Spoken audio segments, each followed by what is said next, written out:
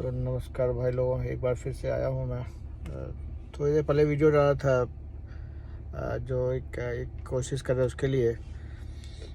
फिर मुझे लगा कि एक बार बताना चाहिए कि मतलब कोई क्यों ये करना चाह रहा है और या फिर उसका पर्पस क्या है, या जो जो जो बंदा ये करने की कोशिश कर रहा है उसका बैकग्राउंड क्या है। राइट, मतलब आप लोग मेरे बारे में जानते भी नहीं है शायद से।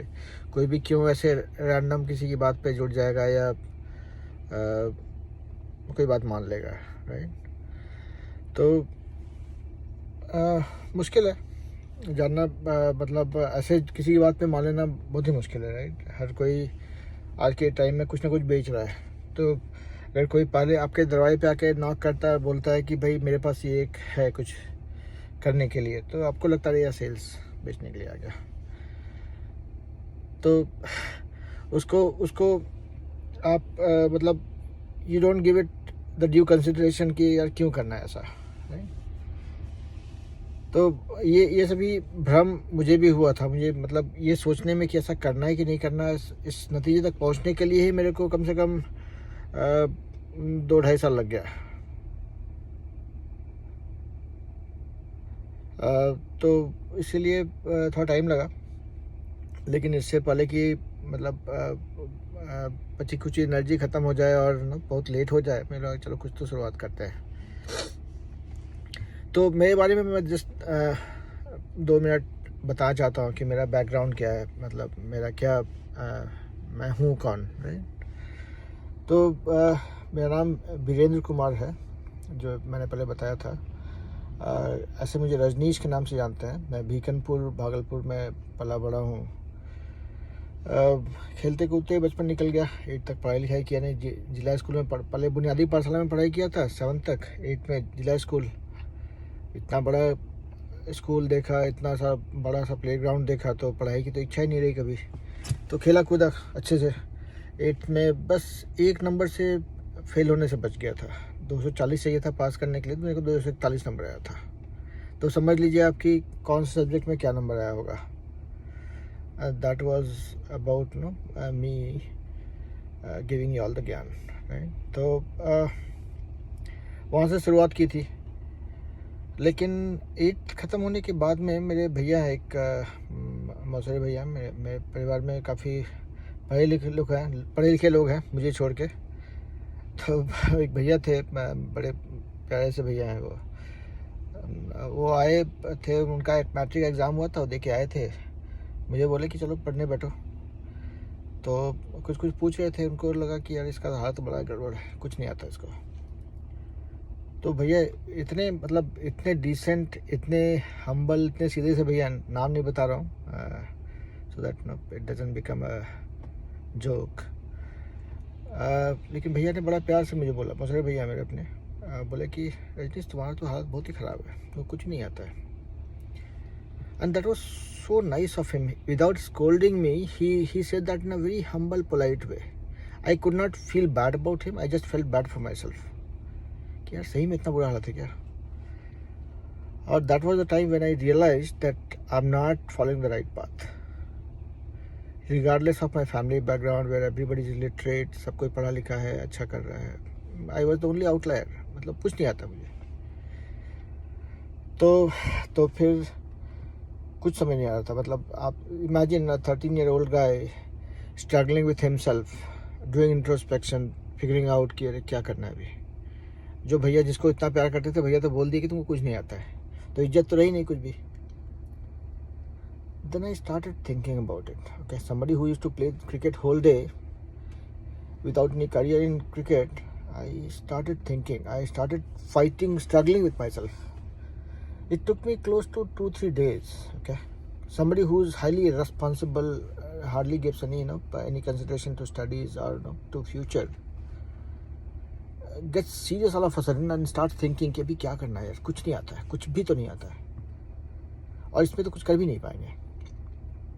And think of it, Bihar ka lower middle class family से where my parents could not even afford to send me to a private college, right?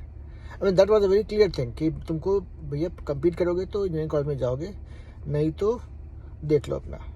and which was very fair on their part, right? I mean, in a family of 7-8 people, if my dad is the only dad and mom both are the not very highly paid professionals, then कैसे आप सोचोगे कि मतलब आपके लिए लाख रुपए को बचा के रखा है, तो नहीं हो सकता था वो, राइट? तो 2-3 दिन का स्ट्रगल हुआ, थोड़ा बोर कर रहा हूँ, but that is very emotional, very close to my heart, that's why I am saying it, right? Lot of people who know me would probably not be knowing about this. तो काफ़ी struggle किया. 2-3 दिन के बाद में समझ में आ गया, मेरी मौसी के यहाँ जो है, मेरे मौसा जी इंजीनियर है और काफ़ी स्ट्रिक्ट है पढ़ाई लिखाई को लेकर, बहुत सिंसियर है, उनके बच्चे सारे अच्छा पढ़ाई करते हैं. तो मेरे को लगा कि यार एक शॉर्टकट है, let me go to my मासीज place and that's my only way to succeed. क्योंकि पापा का पोस्टिंग बाहर में था, पापा was also very serious about studies, but उनके पास टाइम नहीं होता था और मैं भी उतना ही नालायक था, तो पढ़ाई करता ही नहीं था. तो वो कि नहीं यार चलते मौसी के पास.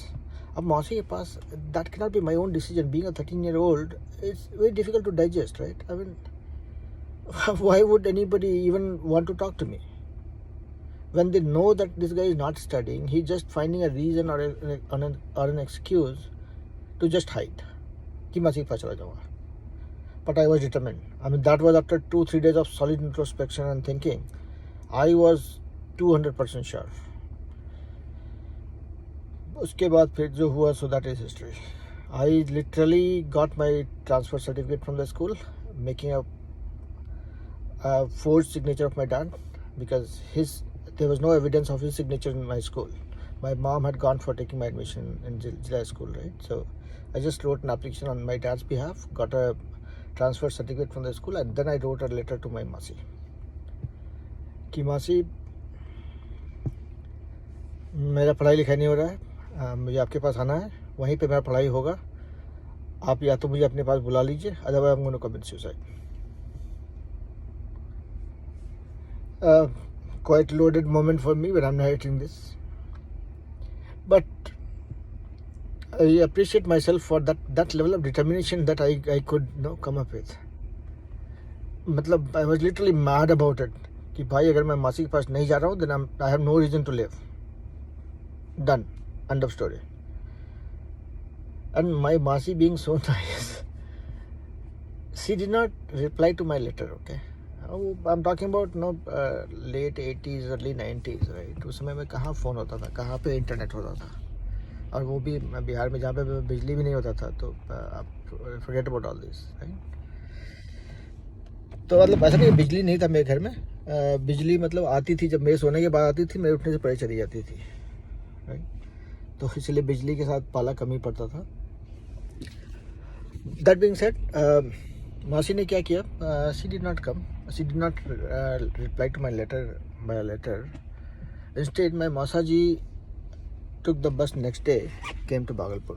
My Masi used to live in Devghar, which is city in Jharkhand now. तो मौसा जी जो है वो आ गए वहाँ से with that letter. Nobody in my family had any freaking clue कि मौसा जी किस लिए आ गए. And मौसा जी did one thing. He's a person whom I admire, okay? He doesn't massage things, okay? He just says it candidly. He just put me on the spot. Everybody in the family was sitting in a place, and मौसा जी puts me on the spot saying, okay, इस चिट्ठी में तुम क्या लिखे हो? And बोलते ना काटू तो खून नहीं वाला खेल है, राइट? मतलब that was my situation as well. I could hardly stand by him actually, right? मतलब I started crying. But still, with that being said, I was firm that yes, I wrote this and I meant it. And elders being elders, my Mausaji accepted, my Masi accepted that decision, and they supported me. And that's why I'm here talking to you. But the surprise came after that, right? My dad says, okay, fine. अब इतना तुम decide कर ही चुके हो तो जाओगे ही, लेकिन school से ट्रांसफ़र सर्टिफिकेट निकालना पड़ेगा, वो सब करना पड़ता है. And I give them $1 million surprise. Certificate तो निकल चुका है. So what it means is uh, I mean, there was no looking back.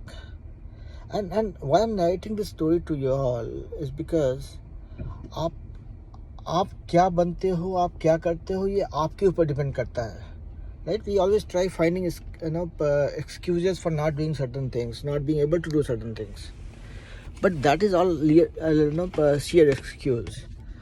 आप excuse पे आपकी लाइफ नहीं बनती है. You take it or leave it. आपको करना पड़ता है, खुद के लिए करना पड़ता है. You have to have that conviction in your thought, and you have to be very clear about what you want to achieve. I hope this story has not bored you.